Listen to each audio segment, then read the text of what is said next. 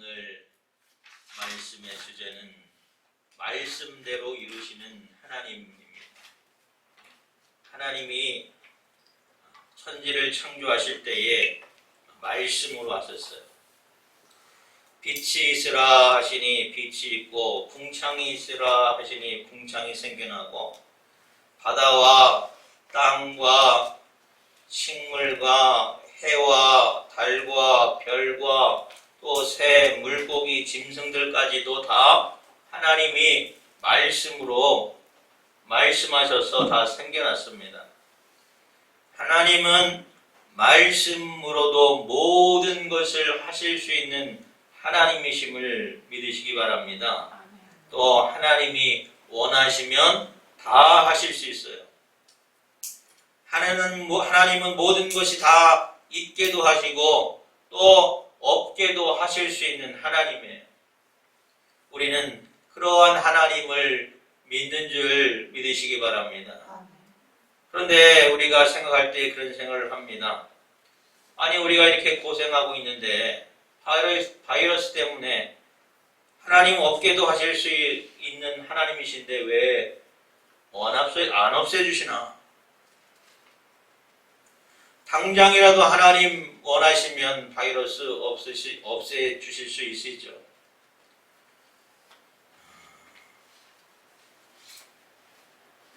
또 아니 그렇게 다 하실 수 있는 하나님이시라면 사람을 창조하실 때에 사람 안에 있는 불순종이라든지 또 불신앙이라든지 그런 것 자체를 하나님 없게 만드시지.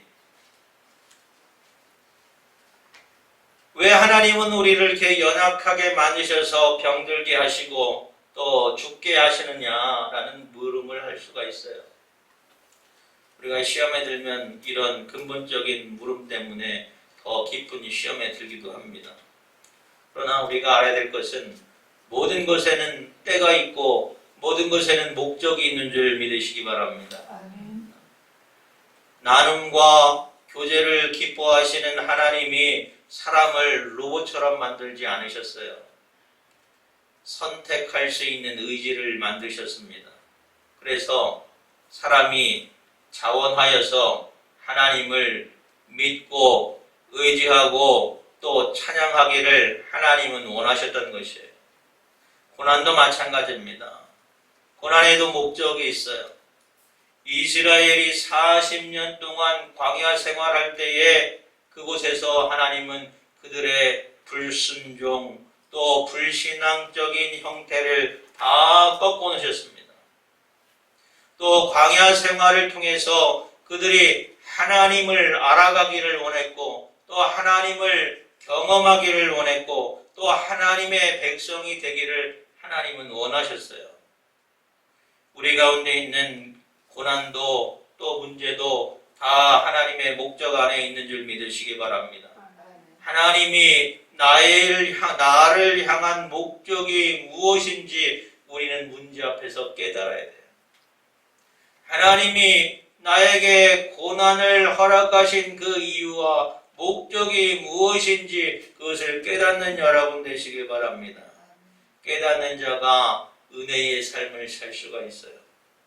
깨닫지 못하면 원망하고 불평하고 그러다가 멸망당하는 이스라엘처럼 버림받는 인생이 될 수가 있습니다.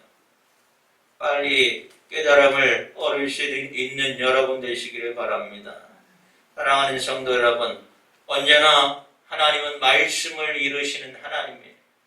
그 하나님을 확신하는 여러분 되시길 바랍니다. 말씀대로 이루시는 하나님을 경험할 수 있는 여러분 되시길 바랍니다. 오늘 말씀을 보면 그 말씀 속에서 하나님이 백향목 꼭대기에 있는 연한 가지를 꺾어서 이스라엘 높은 산에 심겠다고 말씀하셨어요.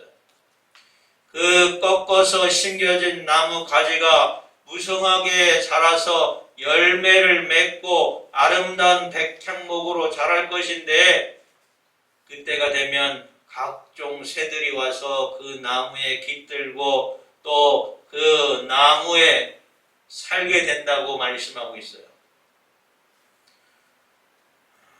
우리가 말씀을 보면 말씀은 직접적으로 주시는 말씀도 있지만 오늘 말씀처럼 비유와 은유가 담겨 있는 말씀들이 있습니다. 우리가 말씀을 읽을 때에 말씀에 새겨진 의미가 무엇인가 그것을 깨닫는 것이 아주 중요해요. 우리가 말씀을 읽고 말씀을 묵상할 때에 다 이해되지 않는 것들이 많이 있습니다. 예수님도 비유의 말씀을 많이 사용하셨어요. 그리고 귀 있는 자는 들을지어다. 또 영적인 눈이 뜨여져야 되고 영적인 귀가 열려져야 우리가 하나님의 말씀을 잘 듣고 이해할 수 있는 줄 믿으시기 바랍니다.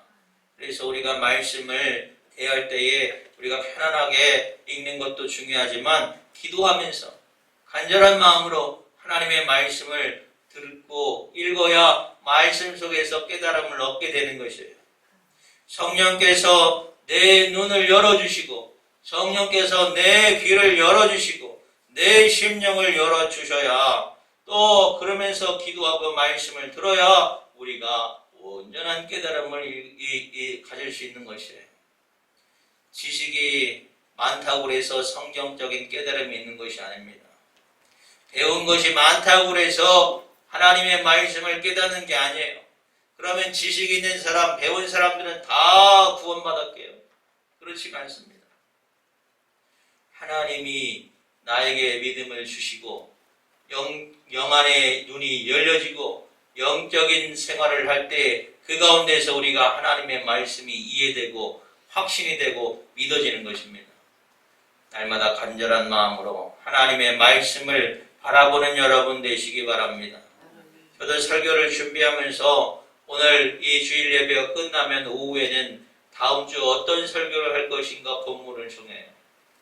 그리고 한 주간 동안 그 말씀을 묵상합니다. 그리고 금요일 또 토요일이 되면 설교를 준비해요.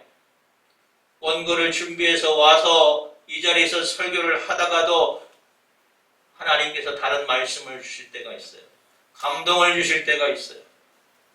순간순간 은혜 주시는 대로 준비되지 않은 말씀도 나올 때가 있습니다. 사랑하는 여러분, 은혜 가운데 성령의 감동하심으로 여러분도 말씀을 듣고 말씀을 읽을 때에 깨닫는 은혜가 있기를 주님의 이름으로 축원합니다. 그러려면 우리가 먼저 믿어야 돼요. 그리고 말씀에 순종해야 돼요. 또 날마다 범사에 기도하는 삶을 살아야 돼요. 하나님의 말씀을 읽을 때에도 신앙생활할 때에도 사회생활할 때에도 날마다 하나님 앞에 선자로서 기도하는 삶의 자세로 우리는 살아야 돼요. 말씀대로 이루시는 하나님의 은혜가 여러분 안에 있기를 주님의 이름으로 축원합니다.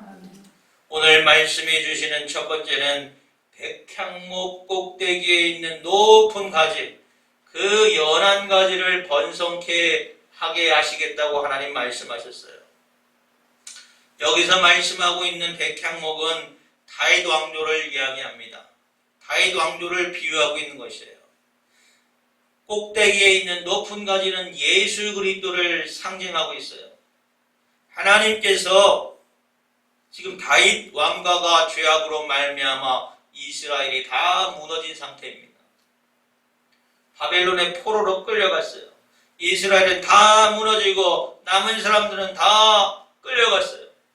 그런데 그때에 하나님께서 주시는 말씀은 뭐냐? 내가 다시 다윗 왕조를 통해서 그 왕가를 통해서 이스라엘을 새롭게 하신다는 거예요. 새롭게 할 뿐만 아니라 꼭대기에 있는 높은 가지, 그 연한 가지로 또 예수 그리스도로 하나님의 백성들을 회복시키겠다고 말씀하고 있는 것이에요. 이사야 11장 1절에 보면 이새의 줄기에서 한 싹이 나며 그 뿌리에서 한 가지가 나서 결실할 것이라고 말씀하고 있어요. 이미 이사야의 예언과 이 에스겔의 예언이 일맥상통하고 있는 것이에요. 하나님은 하나님과 동일하시고 또 하나님의 외아들이 되시는 왕 중에 왕 메시아 예수 그리스도가 이스라엘 중에 있게 하시겠다고 말씀하고 있는 것이에요. 에스겔이 이 말씀을 예언할 때에 이스라엘은 이미 멸망당하고 남은 자들이 다 바벨론에 포로 생활하고 있을 때에 하나님께서 그들에게 소망을 주신 것이에요.